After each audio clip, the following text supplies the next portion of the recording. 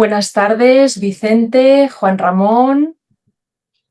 Buenas Estamos tardes. aquí en esta entrevista a tres desde Ediciones Aditi para presentar vuestro trabajo, vuestro último trabajo, que es el libro que pondremos en la descripción del vídeo, Sri Aurobindo, Plenitud y Transformación, publicado por Ediciones Aditi. Vamos, si os parece, a presentaros inicialmente para que aquellas personas que no conozcan de vuestro trabajo pues puedan saber un poquito de vosotros inicialmente, ¿vale? Bueno, tenemos a Vicente Merlo, que es doctor en filosofía y que tiene más de una veintena de obras publicadas a sus espaldas, entre las que podemos destacar Espiritualidad transreligiosa, Eres inmortal y Buscadores de sentido. Vicente fue socio fundador de la Asociación Transpersonal Española, es presidente de la Asociación Akasha y también presidente de la Comunidad Internacional Sri Aurobindo y Nieva, CISAUN.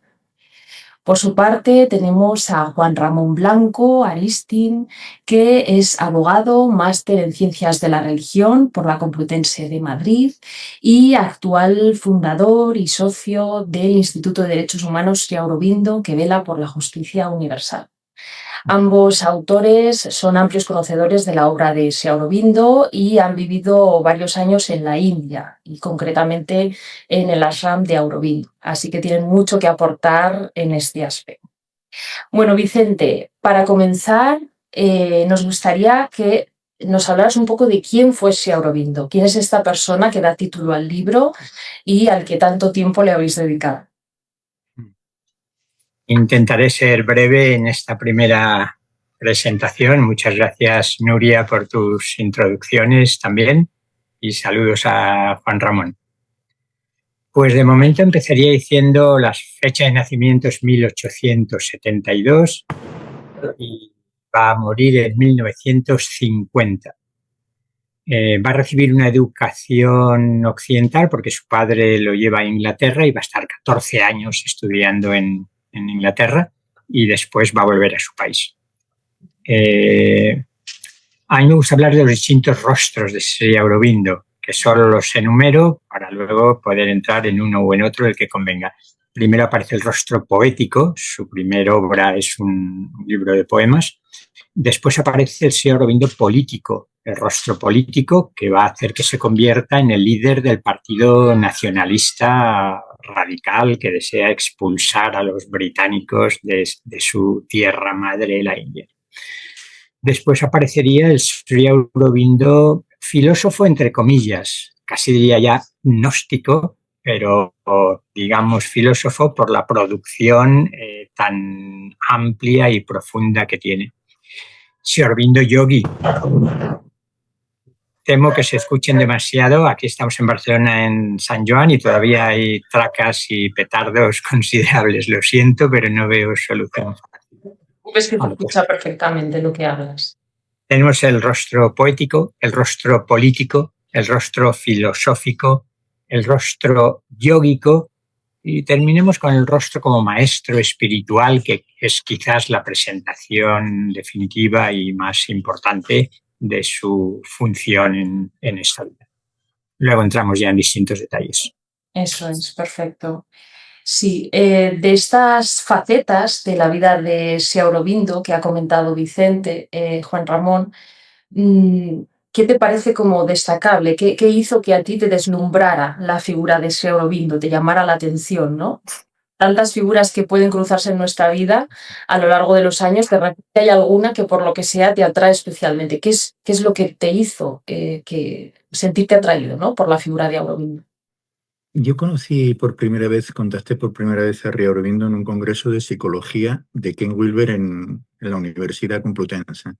Y alguien llevó el libro de la unidad humana, le di la vuelta y estaba la foto de Sri Aurobindo, la foto maravillosa de Sri Aurobindo, ¿no? Y hubo un pequeño silencio. Iba a salir como normalmente hubiera salido todas las críticas que hay dentro, no sé qué, todo eso. Hubo un silencio, no hubo crítica y hubo una profunda aceptación de Sri Aurobindo, ¿no? Algo comunicaba desde dentro profundamente. Después pasaron los años y contacté con con otro librito, con un aspecto de un librito de Babayé, el capítulo 10, que habla del el dorado supramental, y aquello me maravilló. Y a partir de entonces empecé a comprar libros y a leer y a leer. Fue algo impresionante la atracción, ¿no?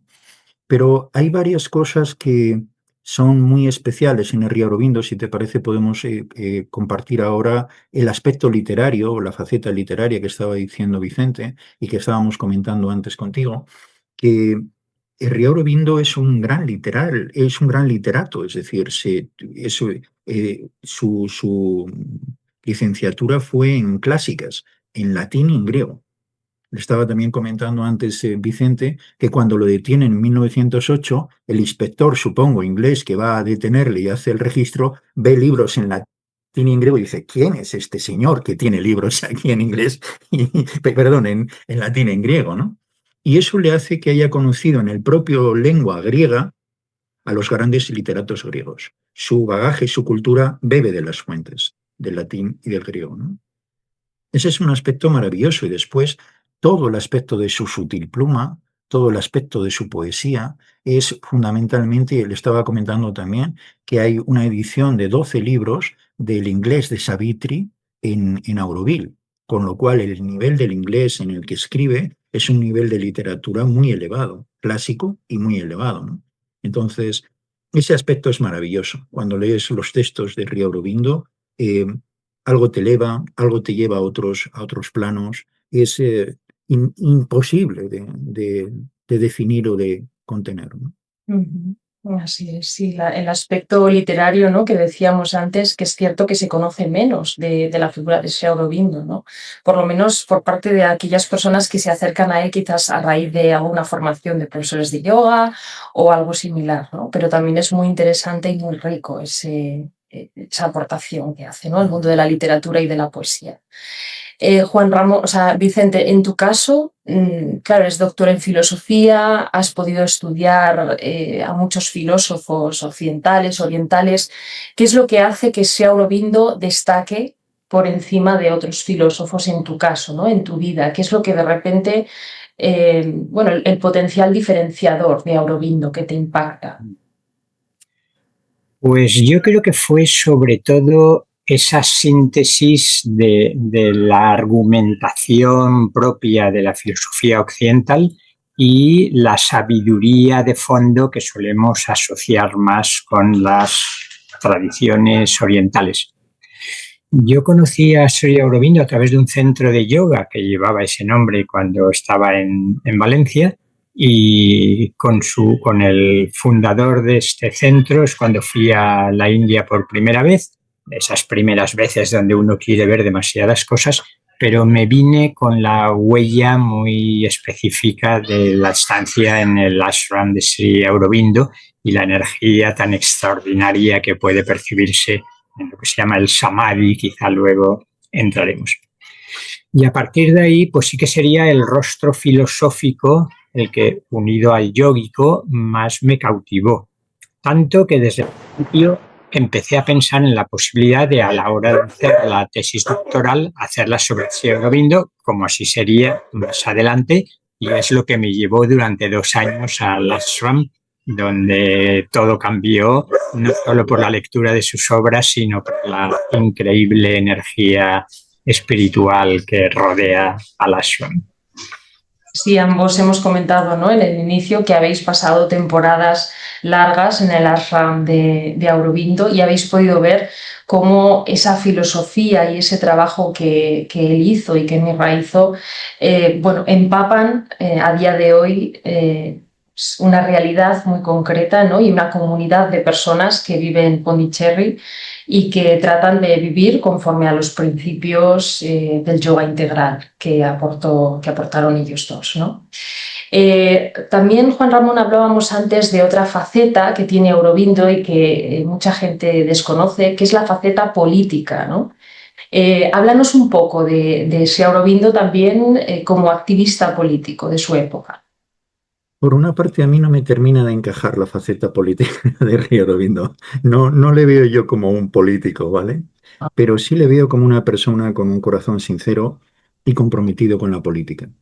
Pero aparte de 2 detalles que voy a comentar ahora, creo que hubo un momento en su vida que abandona la política porque se da cuenta que la transformación no es la transformación de la sociedad, no es la transformación externa, sino el cambio de la naturaleza interna y el cambio de la naturaleza humana en su conjunto. Y a partir de entonces, su proceso de transformación, es decir, su proceso de transformación social y política, es un proceso muchísimo más profundo. Si no cambiamos la naturaleza humana, no conseguiremos que el hombre cambie en sociedad. Entonces, es un aspecto radical. A partir de entonces, no quiere presidir el Congreso de la India, no quiere nada por el estilo y se retira, se retira. Pero hay dos cosas que la gente tampoco conoce mucho, que sin duda alguna Sri Aurobindo es el padre de los grandes movimientos de la India, como el Swaraj, la no colaboración, etc. Hablamos de 1905, de Vande Mataram, de Karma Yogi, de distintas revistas donde él había ido publicando muchos artículos para generar este pensamiento. Pero Sri Aurobindo era consciente que para cambiar ese pensamiento de la población, los jóvenes, se necesitaba mucho tiempo, mucho tiempo. Era un proceso muy largo de revolución para transformar la sociedad de la India.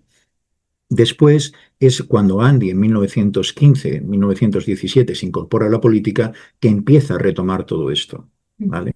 Pero el padre o uno de los fundadores de estas ideas es Sri Aurobindo. La no colaboración social, no asistir a las fiestas, a los eventos sociales, la no cooperación jurídica o judicial, etcétera, etcétera, ¿no? Incluso el no usar la ropa de la India, esto también está en las obras de Sri Aurobindo. Sí, porque hay mucha gente que es cierto que vincula todo ese movimiento a Gandhi, pero es cierto pues, que hubo otros pensadores como Sri Aurobindo que también estuvieron en esa corriente, ¿no? Bueno, pues de un poco de lucha contra la invasión que estaba sufriendo la India. Y ahí tiene dos obras muy maravillosas que para mí tocan mucho el aspecto jurídico, porque detrás de lo social siempre está la norma jurídica, siempre que se quiere actuar en sociedad es a través de instrumentos jurídicos fundamentalmente. Son dos obras como El ideal de la unidad humana, que tiene principios maravillosos como el principio de igualdad y el principio de unidad. Es decir, son principios que le faltan a la sociedad para que la sociedad crezca como una sociedad verdaderamente espiritual, unido a la libertad, a la justicia, a la fraternidad, etc., ¿no?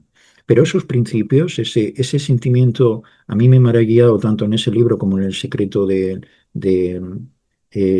los ensayos sobre la Gita, en los que explica qué es espiritualmente el concepto de la igualdad para conseguir la unidad con el otro y la unidad con todo. Y Sri Aurobindo en ese libro profetiza de algún modo en un futuro la unidad de la humanidad. Con lo cual esto es verdaderamente maravilloso y une todos los campos del saber, no solo uno. Evolucionamos o evolucionaremos hacia un mundo con una unidad de la humanidad espiritualmente profunda. Y estos son cambios muy radicales en el futuro. Sí. Y también otra de los conceptos, ¿no? Que quizás introduce, corregirme si me equivoco, Sri Aurobindo, es el concepto de transreligiosidad, ¿no, Vicente? Que esto también estaría bien que pudieras explicarnos un poco, bueno, esto que decía, ¿no?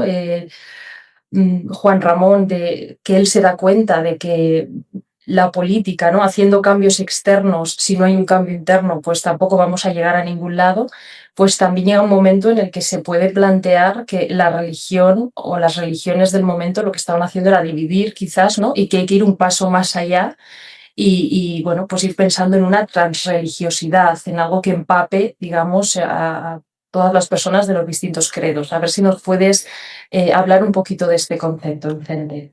Sí. Bueno, es cierto que a mí me gusta hablar de una espiritualidad transreligiosa, pero no puede atribuírsele a Sri Aurobindo. Yo creo que sí en el contenido, sí en la actitud. A mí me gusta presentarlo como uno de los pioneros en esta espiritualidad transreligiosa. Él, por una parte, creo que de tantas síntesis e integraciones de las que podemos hablar, una de las que realizó es entre tradición e innovación. por una parte, conoció a bien su tradición, ha hecho comentarios, como insinuaba ya Juan Ramón, a los Vedas, en el secreto del Veda, a las Upanishads, en la filosofía de las Upanishads, a la Bhagavad Gita, sobre todo con ese extraordinario texto que son ensayos sobre la Gita. Pero en India había un cierto tradicionalismo en el sentido de no salirse de lo que ya la tradición había dicho. Cuanto más antiguo fuera el mensaje, parece que más original y más auténtico. Los rishis védicos y upanishádicos habrían dicho todo lo importante ya. Mientras que Sri Aurobindo dice, sí, nuestra tradición es extraordinaria, pero eso no quita el que podamos ir más allá o descubrir nuevas facetas de la realidad distinta de las que descubrieron ya nuestros grandes rishis, nuestros grandes sabios. Y es lo que va a hacer él con su concepto y realidad y transformación simultáneamente central, que es la conciencia-energía supramental. En un esquema evolutivo que pone de manifiesto su concepción evolucionista espiritual, podríamos decir, a partir de la materia vemos surgir la vida, de la vida vemos surgir la mente, y ahí el ser humano, y de lo que profetiza Sri Aurobindo, su visión es que estamos en el umbral del surgimiento de una nueva era, de una nueva especie incluso, porque está descendiendo o emergiendo, dos metáforas diferentes, ese nuevo principio que todavía no se habría manifestado, que es la conciencia-energía supramental, que es tan distinta de la mente como esta lo es de la vida o de la materia. Y eso va a ser no solo su principio regulador a nivel teórico de su filosofía, entre comillas, sino también la importancia de su trabajo práctico. Porque desde luego, si alguien no lo tiene muy claro, lo primero que hay que decir es que Sri Aurobindo no es un mero intelectual, un filósofo que ha construido un sistema filosófico muy atractivo. Eso también, pero no es lo más importante. Lo importante, con ese carácter casi avatárico que le podríamos atribuir, es el de comenzar un nuevo ciclo, implantar una nueva frecuencia vibratoria, permitir que descienda un nuevo principio, que sería el principio supramental. Esta idea, ¿no?, del descenso supramental, de entrada, a muchas personas que quizás no conocen la obra de Sri Aurobindo les puede sonar un poco abstracto o un poco complejo. Vamos a ver si entre los dos podéis aterrizar un poco esa idea. ¿Qué es este descenso supramental, Vicente, del que hablaba Aurobindo? ¿A qué se refería exactamente? ¿Y cómo podemos favorecer con nuestra práctica diaria ese descenso o esa evolución nuestra como seres humanos? Claro, lo de descenso es un poco metafórico, es una metáfora espacial, pero que se puede entender un poco en lo que podemos llamar su cosmología septenaria. Es decir, el mundo, el cosmos, no es solo el plano físico, que es el que generalmente conoce la ciencia, sino que hay, como decían ya los Vedas y como otras tantas tradiciones afirman, hay distintos planos de la realidad. Él jugaba con el número 7, como los Vedas y como otras tradiciones. Entonces, el plano más denso sería el físico, a partir del cual surge el segundo plano, que sería el vital. También ha surgido el principio mental, que procede del plano mental, y hasta ahí la historia conocida del cosmos y de la humanidad. Lo que la visión profética de Sri Aurobindo dice es que estamos a punto de pasar a una nueva etapa en la que, como hay una sabiduría amorosa que rige toda la evolución, en esa evolución está a punto de emerger una nueva realidad que va a ser encarnada, igual que la mente aparece en seres biológicos prementales, la supermente es un principio que va a aparecer en seres biológicos mentales, que son los seres humanos. Entonces, los seres humanos tienen la posibilidad de realizar un trabajo interior o simplemente de abrirse a lo que el ritmo de los tiempos exigiría, porque no es solo un plan humano que una élite diga, bueno, pues ahora tenemos una agenda y queremos que la humanidad evolucione tipo transhumanismo en el que prefiero no entrar, sino que hay un plan cósmico y hay un plan planetario regido justamente por esa conciencia supramental que se supone que ha llegado el momento de que podemos dar ese salto evolutivo. Por eso decía que el descenso es metafórico, pero si queremos utilizar el sistema de chakras por muchos conocido, pues podemos situar en los chakras inferiores lo físico, en el Muladhara, en la base de la columna, lo vital estaría ya en Svadhisthana, lo emocional en el plexo solar, Manipura, y en el corazón, Anahata, la mente con Ajna, digamos, y ahora llegaría el momento de abrir un nuevo chakra que nos pone en contacto con la fuente, con la conciencia energía supramental, y a partir de ahí el ser humano se abre a colaborar co-creativamente en un nuevo mundo que comienza, como decía muy bien Juan Ramón, por su propia transformación, una transformación triple, integral, en la que quizá podemos entrar luego. Perfecto, muy bien explicado. Claro, además, también lo bonito de esto es que no solamente se queda en ideas que aparezcan en las distintas obras de Sri Aurobindo, sino que hay una comunidad de personas de la que Juan Ramón acaba de venir, que es Auroville, y en la que habéis vivido los dos por temporadas, en la que esos principios y esa cosmovisión se está poniendo en práctica en el día a día y está conviviendo allí un gran número de gente, practicantes todos de yoga integral, intentando pues que esto se materialice y no se quede en meras ideas, ¿no? Juan Ramón, tú que lo tienes muy fresco y que acabas de venir, como quien dice, de Auroville,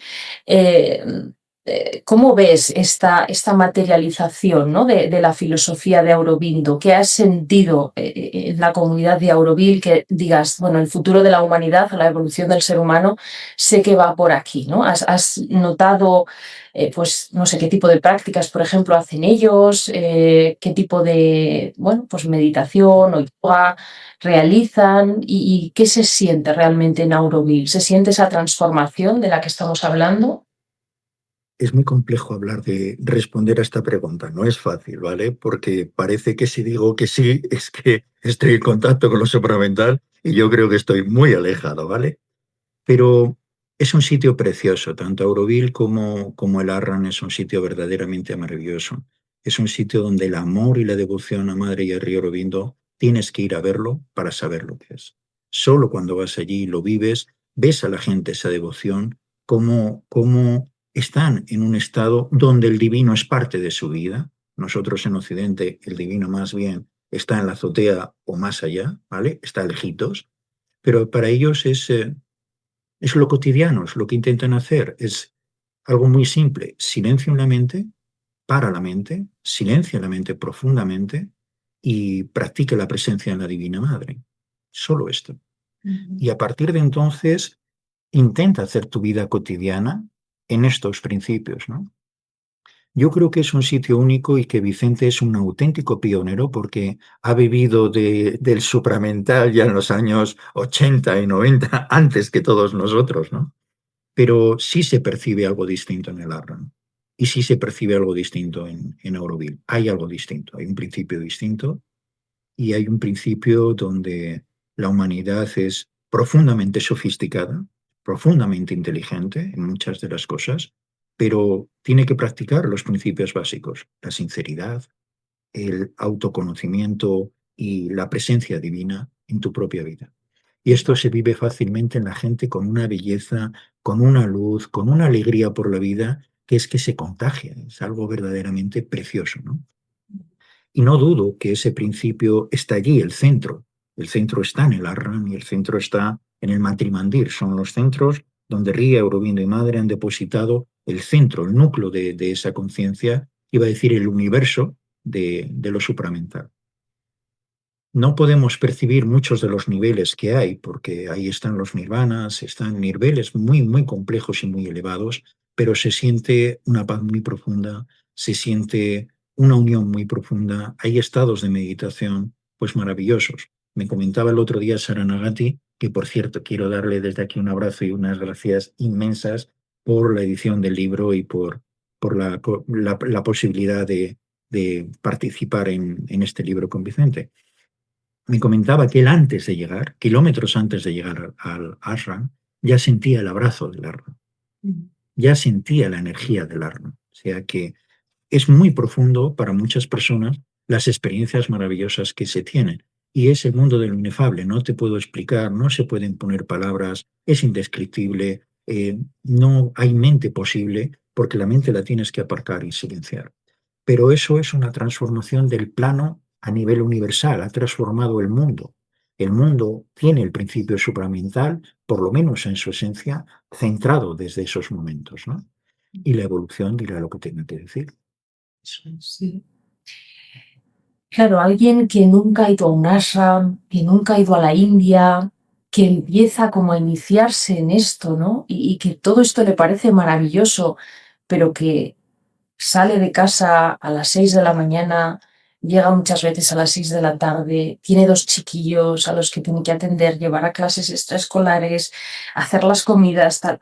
Claro, tú le hablas de transformación supramental y es posible, ¿no? Que diga, jo, suena maravilloso y me encantaría poder acceder a eso, ¿no? Pero no vivo en un ashram.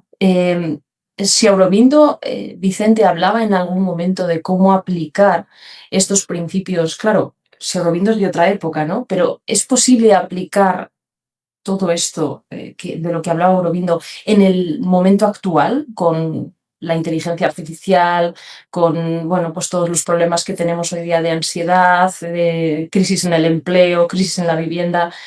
¿Es posible o se ha quedado como una filosofía un poco anclada en aquella época y es algo meramente teórico? Bueno, déjame que antes de entrar en esta fascinante cuestión recoja dos de los hilos que Juan Ramón ha presentado. Uno es el agradecimiento a Saranagati y a Aditi Ediciones por la publicación del libro, y no solo por la publicación del libro, sino por la fantástica escuela de yoga integral Mahashakti. Y otro es, aunque la mayoría de nuestros oyentes quizá lo tienen claro por cómo lo hemos ido expresando, puede que no todo el mundo sepa la diferencia entre el ashram de Pondicherry, que es donde vivieron Sri Aurobindo y Madre, y donde está el Samadhi, que es la tumba en la que reposan sus restos mortales. Los inmortales no están allí, obviamente. Y otra cosa es Auroville, que está, ahora no os dirá exactamente los kilómetros, pero yo diría que 12 o 14 o 16 kilómetros, y que es un sueño que tuvo Madre Mirra Alfasa, compañera y co-creadora del yoga integral junto a Sri Aurobindo, tuvo una visión más que un sueño de la importancia de fundar una ciudad donde pudiera practicarse más claramente el yoga integral. Por lo tanto, aunque están cerca, cada una tiene sus peculiaridades y sus características, y en los dos lugares, como recogía Juan Ramón perfectamente, creo que podemos decir que se está intentando sinceramente la transformación triple a la que hacíamos referencia.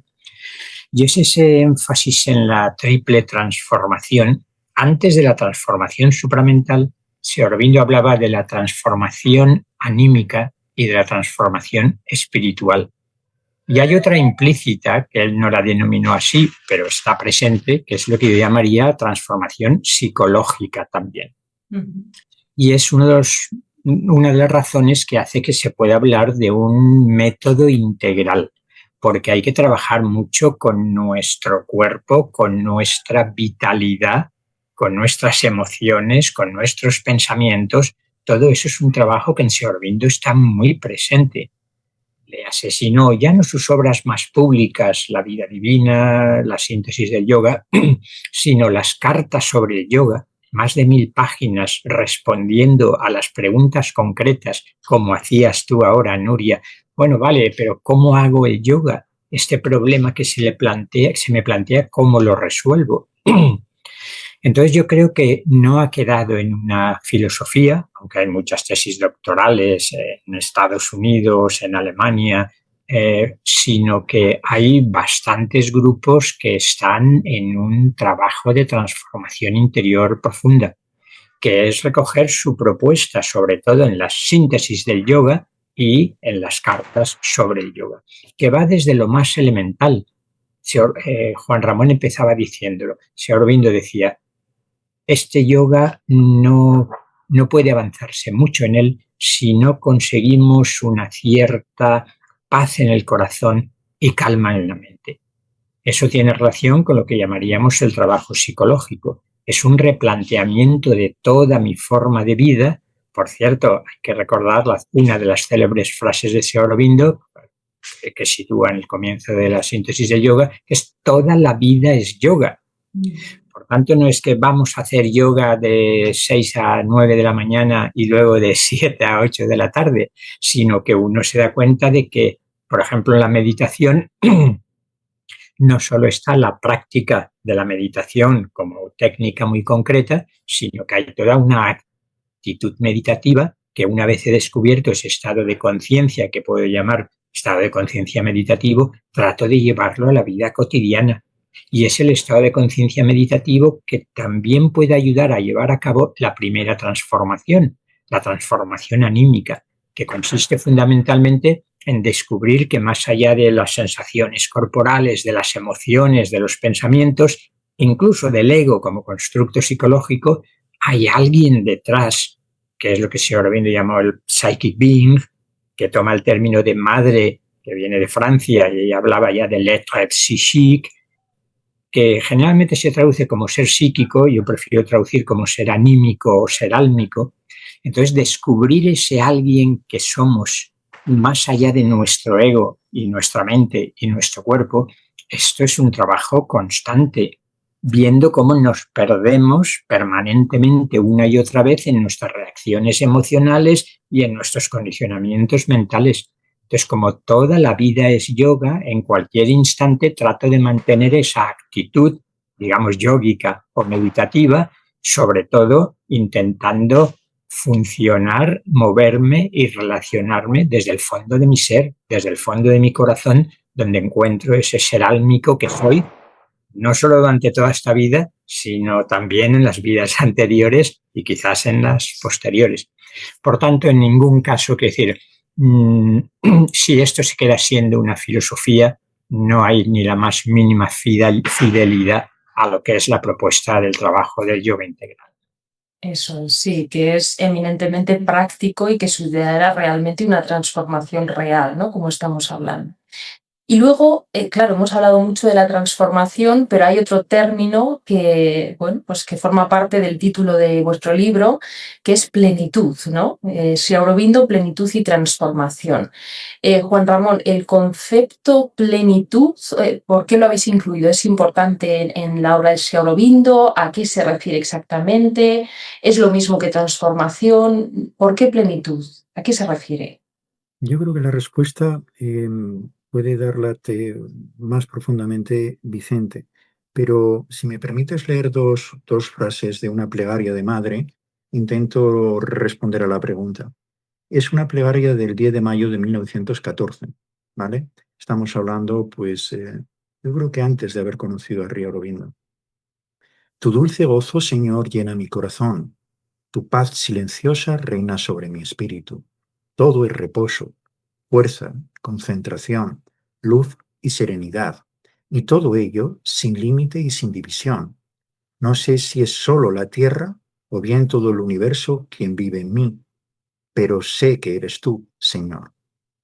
Esto es una plenitud y esto está escrito por una mujer que era madre, ¿vale? En 1914. Te iba a responder también un poquito con lo anterior. Creo que todas las madres son capaces de vivir en el alma y en el espíritu porque están preocupadas específicamente, constantemente, primero porque han creado el cuerpo de sus hijos dentro de su cuerpo, es su propio cuerpo el que ha creado esos cuerpos, pero después constantemente crea sus mentes y sus vidas. Les tiene que dotar de la mente, el habla, toda la educación mental que tiene y espiritualmente. Mi madre dice que ojalá pudiéramos tener una sinceridad al menos una vez al día con el divino, un contacto, y yo estoy convencido que millones de madres lo hacen. Es el espíritu de la maternidad la que engendra todo ese tipo de cuestiones para conectar con el espíritu del niño, con el espíritu de la vida, con el espíritu del mundo, con el espíritu divino. Y lo hacen de forma callada e inconsciente. Ese es el sentido profundo de conectar directamente con el espíritu de sus propios hijos. Y yo creo que en el sentimiento de la maternidad está constantemente. Está tirando el mundo y está tirando del cielo para que sus hijos desarrollen su mejor vida, su mejor plan de vida a todos los niveles. Es un pensamiento, diría, es un amor angelical de las madres hacia los hijos. Entonces, para mí me parece que el yoga integral es, como decía Vicente, toda la vida es yoga, es totalmente, al 100%, al 1000%, con todo el corazón, la sinceridad, la devoción en la vida, en lo que estás haciendo. Y si eres madre, pues el amor más profundo a tus hijos. ¿Cómo no? Totalmente, sí, muy acertado la reflexión. Y una vez leí, ¿no?, que si no tuviéramos esos pequeños momentos de plenitud o de conexión espiritual, nuestro cerebro no podría funcionar en el día a día. Es casi como dormir nuestras 7, 6, 8 horas, las que podamos, ¿no? Es algo que necesitamos, esos espacios de conexión, de paz, para poder seguir existiendo. O sea, que cualquier persona, incluso en momentos de gran confusión o bueno, pues de angustia, habrá pequeños momentos, pequeños paréntesis en su día a día de cierto respiro. No sé, Vicente, si quieres añadir también algo al término de plenitud que también ha comentado Juan Ramón. Sí. Primero, confesar que el primer capítulo del libro lleva justamente por título Sri Aurobindo, plenitud del hinduismo. De hecho, a mí hasta me tentaba que esto fuera el título para el conjunto del libro, pero luego pensamos que convendría cambiarlo. Entonces, plenitud y transformación no serían lo mismo. Plenitud es una de las posibles traducciones de Purna, y Purna Yoga es el término que se da al yoga de Sri Aurobindo, aunque se traduce como yoga integral. Entonces, desde mi perspectiva, el sentido del título es diferenciar entre, temo que se oigan mucho las tracas, vaya por San Juan Bautista y su mensaje. La plenitud sería el estado original de nuestra alma, y como Sri Aurobindo está en permanente contacto y diálogo con la presentación de la filosofía del Vedanta Advaita más radical, que él denomina ilusionista por la importancia que tiene el término maya, y parece que en ese sentido lo único importante es descubrir esa plenitud que es nuestro propio ser interior, el Atman, si se quiere, que es idéntico a Brahman. Como voy a recordar otra de las más citadas frases de Sri Aurobindo, que dice: nuestro yoga comienza allí donde terminan los otros yogas. ¿Por qué? Porque todos los yogas terminarían diciendo: busquemos esa plenitud, y lo demás ya no hace falta nada más. Lo que queremos es liberarnos para estar viviendo esa plenitud que resulta muy difícil vivirla en el cuerpo y encarnados aquí en la tierra. Luego, plenitud es lo primero. Descubrir la plenitud del Atman que soy, del ser álmico que soy, esa es la experiencia central, fundamental. Pero no todo termina ahí. Ahí es donde terminaban los yogas tradicionales. La propuesta de Sri Aurobindo es que esto ha de verse complementado por esa profunda transformación que decíamos. O sea que en la cúspide de la montaña estaría la experiencia de la plenitud, pero después hay que bajar la montaña para salir al mercado y transformar no solo nuestra propia personalidad tan compleja y tan sofisticada, sino también el mundo que existe a nuestro alrededor. Por tanto, plenitud y transformación. Está muy bien eso, Vicente, porque es cierto que muchas veces cuando nos aproximamos al yoga inicialmente, ¿no?, lo primero que se lee siempre son los textos de Patanjali. Y Patanjali, pues en principio hablaba pues de una iluminación de la persona, ¿no? Y parece que la iluminación de la persona es el objetivo. Cuando el yoga integral dice, bueno, sí, la iluminación está ahí, ¿no? Es algo, lo que tú has dicho, la plenitud, es algo posible, es algo a lo que tenemos que llegar, pero no nos podemos quedar solamente ahí, ¿no? En ese sentido, ¿el yoga integral se diferencia de otros tipos de yoga porque busca quizás otros objetivos, Vicente, o cómo lo ves esto? Sí, sin duda. De hecho, muchas veces le preguntaron que si era el mismo yoga, por ejemplo, que el yoga de la Bhagavad Gita. A Patanjali, Sri Aurobindo lo cita, pero menos, y al Raya Yoga y al Hatha Yoga también, pero la Bhagavad Gita para él era central. Y cuando habla de la síntesis del yoga, en la obra de ese título, está pensando sobre todo en el triple yoga de la Bhagavad Gita, en el Karma Yoga o yoga de la acción, en el Jnana Yoga o yoga del conocimiento integral y en el Bhakti Yoga o yoga de la devoción. Entonces, lo que Sri Aurobindo está proponiendo es una integración de esos tres tipos de yoga. Pero aún así, cuando decían, entonces está diciendo lo que hizo la Bhagavad Gita, y dice, no, yoga no es el mismo de la Bhagavad Gita. La Bhagavad Gita sigue manteniendo lo que podríamos llamar el ideal de no retorno. Es decir, estamos aquí en el samsara, en el ciclo de nacimientos y muertes, con mucho karma, y el ideal es liberarnos y no retornar. Sri Aurobindo dice, ese no es nuestro ideal, aunque sea el de Patanjali. En el Patanjali yoga no es unión, sino que es desunión, separación del Purusha que soy, utiliza el término Purusha Patanjali más que el de Atman, de toda la Prakriti, de toda mi personalidad, todas las energías. Por tanto, Sri Aurobindo dice, tanto Patanjali como la Bhagavad Gita, como sobre todo el Advaita Vedanta, excepto la tradición tántrica, pero no entremos en ella porque suele entenderse mal. Solo recordemos que Sri Aurobindo decía, mi método es vedántico, pero mi finalidad es tántrica. Y con eso hacía referencia, sobre todo, a la importancia de estar viviendo la plenitud en el cuerpo, la libertad en esta tierra, encarnado. Por tanto, ser libre no del cuerpo, sino en el cuerpo. Ser libre no del samsara, sino en el samsara. Por tanto, importancia de esa transformación que es la preparación para permitir el florecimiento de una nueva especie, de un tipo nuevo de ser, que es la especie y el ser gnóstico o supramental. En ese sentido, Juan Ramón, en una conversación que hemos tenido previa, ¿no?, a la entrevista, sí que hablaba pues, de que podíamos leer un poema, ¿no?, que aportáis en vuestro libro del Savitri, que es precioso, creo que recoge un poco esto de lo que estamos hablando, ¿no?, de que más allá de esa fuga, ¿no?, de la que podía hablarse antes, de esa iluminación en la que ya te fundes con el todo y ya te quedas en ese éxtasis, pues luego hay que volver y hacer la colada, ¿no?, como dice el Koan. Entonces, si queréis lo leo, intento leerlo brevemente y luego hablamos ya un poco de lo que es la estructura del libro y los temas que habéis ido tocando para las personas que puedan estar interesadas en leerlo o en adquirirlo, ¿vale?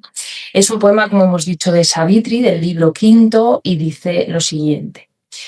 En un amplio momento de dos almas que se encuentran, sintió ella su ser fluir dentro de él, como en olas se derrama un río dentro de un poderoso mar.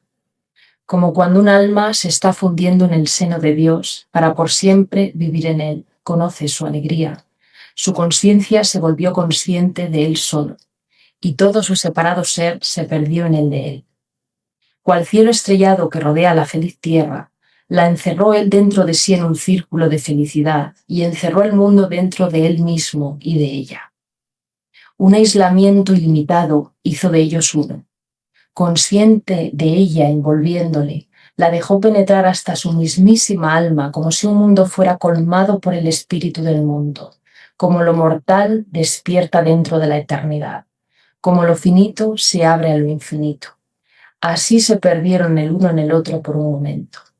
Luego, retirándose de su prolongado trance de éxtasis, devinieron un nuevo ser y un nuevo mundo, ¿no? Esa última parte es la que yo creo que resume muy bien lo que estábamos hablando, ¿no? Después del trance y del éxtasis y demás, devinieron un nuevo ser, hay que volver, hay que transformar y hay que crear un nuevo mundo, ¿no? Y esa parte pues es preciosa de este poema, como todo lo que escribió Sri Aurobindo, que comentaba antes Juan Ramón, ¿no? Toda esa parte lírica y poética. Juan Ramón, si quieres vamos a ir viendo ahora un poco el libro, pues cuál es la estructura que habéis planteado para poder compartir con los lectores esta cosmovisión y bueno, pues todo esto tan maravilloso de lo que hemos estado hablando. ¿Cuál es un poco la estructura del libro? ¿En qué os habéis centrado y qué temática tocáis? El libro tiene dos partes. La primera parte es de Vicente, es una parte que tiene 5 capítulos, y Vicente en el libro, hay que tener en cuenta que son 40 años de experiencia de Vicente en el yoga. Es decir, estamos hablando que es finísimo cuando escribe Vicente, tiene matices muy sutiles que merece la pena leer. Y está dedicado en 5 capítulos o 5 estudios, que uno es el de la plenitud del hinduismo. A mí me gusta el sentido de la plenitud porque creo que es un término más occidental, encaja más con lo occidental, permite traducir a otra palabra no común los sentidos que estamos comentando, compartiendo ahora, como los del poema. Y el primer capítulo trata de esto, de la plenitud en el hinduismo, de la evolución de Sri Aurobindo dentro de incluso del Sri Aurobindo, el neohinduismo, etc. El segundo capítulo habla de la identidad personal en el yoga integral y la psicología transpersonal. Hasta donde yo entiendo de esto, la psicología transpersonal también bebe de Sri Aurobindo y de la psicología integral en alguna medida, ¿no? Y se empapa para una transformación de la propia psicología. También lo explica perfectamente Vicente en el capítulo segundo. El capítulo tercero lleva nombres hindúes, el yana y el vijnana, la gnosis blanca y la gnosis arcoíris. Estos son 2 términos de creación de Vicente en el río Aurobindo. El capítulo cuarto habla de una cuestión muy bonita que es la sombra en el camino del ser, y una parte que él denomina cómo vuelan las gaviotas. Esta es una parte pues casi poética o literaria de Vicente, es decir, muy sutil, ¿no? De cómo enfrentar estas partes, y lo hace de una forma muy bonita. Y después él cambia en el capítulo 5, habla del corazón del misterio y el día dorado, y explica por qué prefiere hablar del corazón y del corazón del misterio. Lo hace de una forma muy profunda, porque al final, después de realizar, después de estudiar, sigue siendo un tremendo misterio. La vida es un profundo misterio en todos sus aspectos, la creación es un maravilloso misterio, y eso es lo importante, contactar con el misterio, que también es contactar con el misterio de lo que han hablado las otras tradiciones, culturas y religiones. Y la segunda parte es una parte que me correspondía a mí, y tiene 2 capítulos. Son capítulos un poco extensos, pero son 2 aspectos para mí centrales que no estaban, por lecturas dispersas, no estaban unidos, y es el referido a la muerte, la inmortalidad y la mutación de la muerte en el yoga integral de Sri Aurobindo de Madre. Y es un capítulo largo porque se extiende 50 folios más o menos, pero trata muchos aspectos de esa mutación en muchos de los aspectos que me parecía interesante. Y el capítulo segundo es el capítulo sobre la casa, dedicado también a la casa, a la meditación, al yoga integral, e intentar ver cuáles son sus significados. Gran parte de todo esto es, normalmente los principiantes nos preocupamos de la iluminación, del nirvana, de Savikalpa Samadhi. ¿Qué es esto, todo esto, no? Pues yo también como principiante me he preocupado y sigo preocupándome por qué es esto, ¿no? Y hay aproximadamente pues 20 o 30 folios que intentan tratar las diferencias entre los yogas tradicionales, incluso en el budismo, y el diálogo, como Vicente dice, de Sri Aurobindo con el budismo, con Sankara y con las otras tradiciones indias. Porque, como dice Vicente la frase muy conocida de que el yoga integral empieza donde terminan los demás, quiere decir que él ha evolucionado desde esas partes. Los otros habían contactado con partes parciales de la unión divina, y Sri Aurobindo hace otra forma de unión en otros aspectos, ¿no? Entonces, yo creo que el libro, para las personas que tengan ciertas inquietudes en algunos de estos temas, me parecía importante enunciar los capítulos por si hay una inquietud en estos temas. Vais a encontrar unas reflexiones de personas que están dedicadas al estudio y a la interiorización de estos términos, para que no sean simplemente filosofía, no sean solo metafísica, sino una comprensión que nos transforme. Hay que transformar la mente, hay que transformar el cuerpo y hay que transformar el alma y todos los aspectos. Me decía hoy mi hermana, si me permitís un momentito, dice, es que no nos llevamos nada de esta vida. No nos llevamos nada cuando nos vamos. No nos llevamos ni el cuerpo. No es nuestro. Aquí se queda. Por lo tanto, si no nos llevamos ni siquiera esto, que aquí es todo lo que somos, ¿vale? La espiritualidad es todo lo demás. Es todo lo que hay que crear para que ese sentimiento, iba a decir transmortal o supramontal, tenga un significado para nosotros. Ahí empiezan los valores del espíritu. Y yo creo que eso lo tienen miles de personas todos los días, cuando cruzas la calle con un montón de cosas y tienes ese diálogo interno con todas esas cosas, ¿no? Entonces, bueno, simplemente dar las gracias a Diti, dar las gracias a Irachi, que no se nos olvide, dar también las gracias a Tinuria y a todo el equipo de Aditi, porque han hecho un libro precioso. A mí me gusta muchísimo. Cada vez que leo más cosas, más me gusta. Es un libro muy cuidado y además yo creo que ayuda mucho al lector a entender a Sri Aurobindo, ¿no? Porque de entrada una persona quizás que, bueno, que pueda ver esta entrevista y que pueda decir, uy, qué interesante estos temas, quiero saber más. Es cierto que igual se pone a leer a Aurobindo y si no tienes quizás, bueno, pues unas bases previas, te puede resultar difícil, ¿no? Porque Sri Aurobindo, pues, bueno, precisamente por la cultura que tenía, pues no es quizás una, no sé, como una lectura de bolsillo, o sea, que requiere cierta profundización y cierto nivel de atención que a veces, pues, en el día a día no encontramos o todavía no hemos desarrollado, ¿no? Y vosotros hacéis como una síntesis, de alguna manera, de su pensamiento y lo hacéis más accesible al lector que pueda estar interesado en estos temas. Has comentado una cosa, Juan Ramón, que me parece interesante dentro de esto que hemos hablado, ¿no? Que es que hay un capítulo dedicado a la muerte y cómo muchas veces toda nuestra vida y todas las decisiones que tomamos se basan en el miedo a la muerte, en el fondo, ¿no? En el miedo a perder aquello que pensamos que somos, ¿no? Que es el cuerpo, que es la belleza física, que son nuestras posesiones, nuestros seres queridos.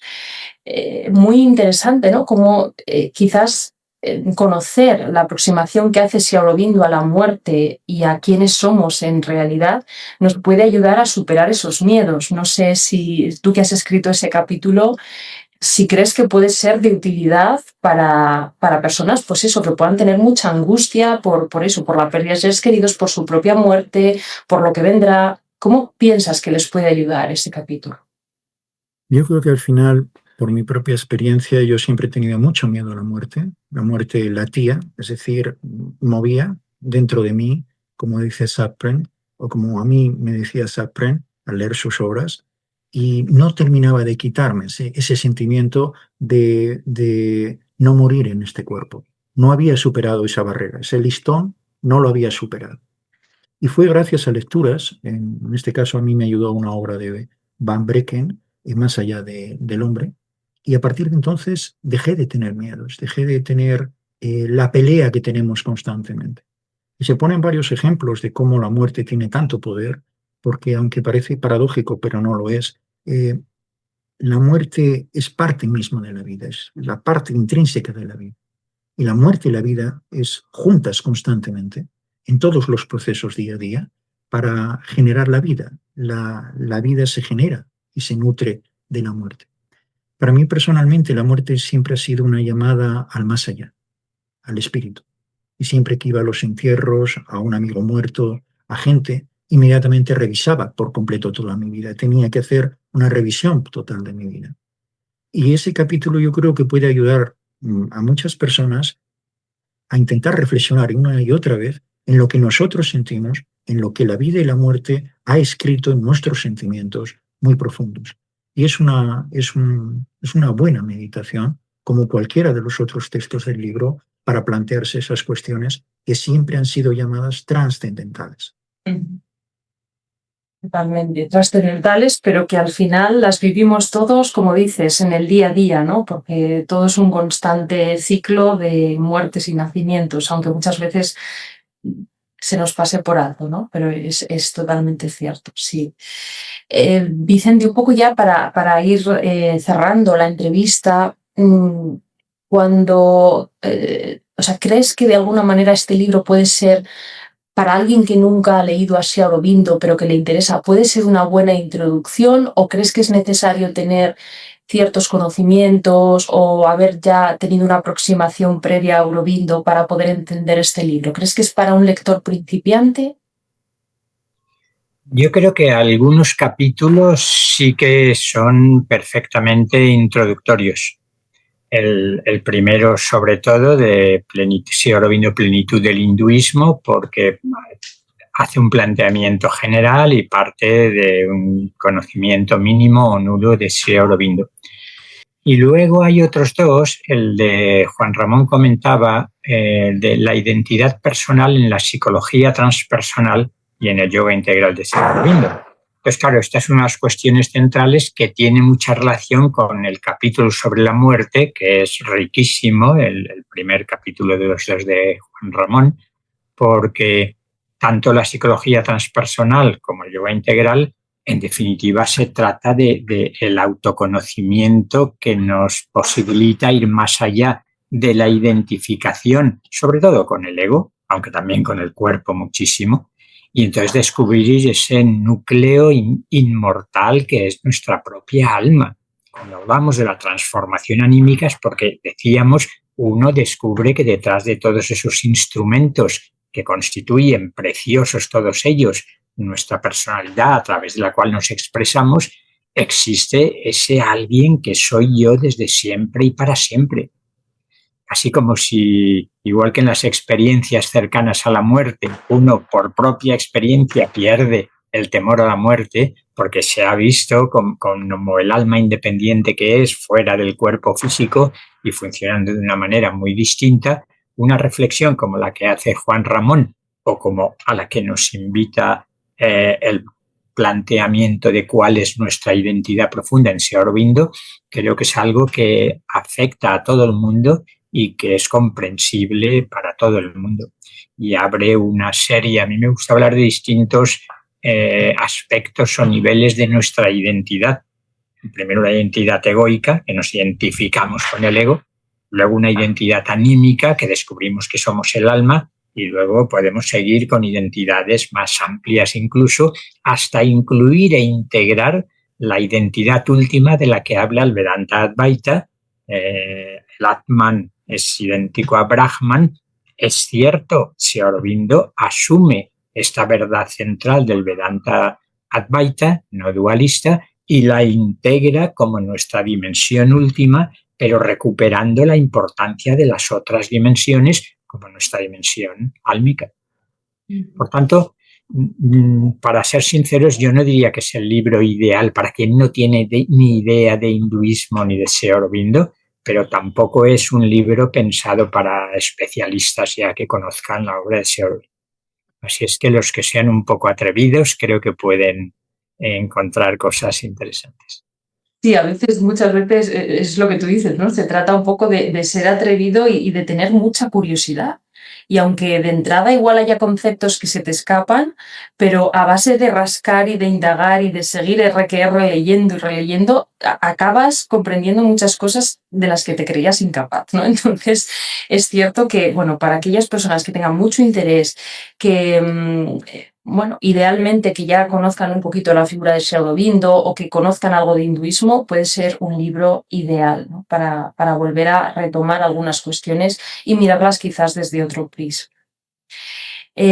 Bueno, chicos, daros muchísimas gracias por vuestra energía, por este maravilloso libro, por el tiempo y el cariño que habéis dedicado a, bueno, a traducir tantas experiencias y tanto conocimiento, ¿no? En vuestras propias palabras y haberlas puesto al servicio de otras personas. Y comentar a las personas que nos puedan estar viendo y que puedan estar interesadas en el libro, que vamos a dejar en la descripción del vídeo el link para que podáis verlo, para que podáis ver el resumen, adquirirlo. Estamos haciendo ahora mismo envíos a nivel nacional dentro de España, pero también internacionales, a la India, a Estados Unidos, a Latinoamérica. Así que sea del lugar desde el que nos vea la persona que esté ahora mismo viendo la entrevista, que sepa que podemos enviar el libro allá donde se encuentre. Así que, bueno, pues lo dicho, no sé si queréis añadir algo, alguna cosa que se os haya quedado, algún detalle que digáis, ay, esto hay que aportarlo aquí, es el momento, chicos. Yo quiero dar gracias a Vicente. Vicente para mí es un maestro y un amigo y además desde lo más profundo de mi corazón, cada vez que pueda decir y expresar todo el cariño que tengo por Vicente, lo quiero hacer. O sea, es una maravilla y es un privilegio, Vicente. Gracias, gracias, gracias. Sí. Vicente, no se te oye. Es verdad, por evitar las tracas que siguen por aquí. Sí. Decía que voy a seguir con la sección de agradecimientos y como estos sentimientos profundos suelen ser mutuos, empezar agradeciendo también a Juan Ramón no solo su colaboración, sino todos los detalles que desde hace muchos años ha tenido ya conmigo. Agradecerte también a ti, Nuria, este fantástico diálogo más que entrevista. Y una vez más a la editorial Aditi, a Saranagati y a todos los que están un poco en el yoga integral que consideramos como hermanos en esa transformación que vamos buscando. Así es que muchas gracias. Placer, chicos, muchas gracias a vosotros y bueno, pues lo dicho, espero que la persona que nos haya visto, que se haya llevado, pues bueno, como mucha aspiración, ¿no? Y mucha fe en que es posible iniciar este camino de transformación, que hay muchos otros seres que ya están en él y que pueden acompañar ese camino. Así que muy agradecida y nos vemos pronto, chicos. Muchas gracias. Gracias, Nuria. Gracias, Juan Ramón. Gracias, gracias. Chicos.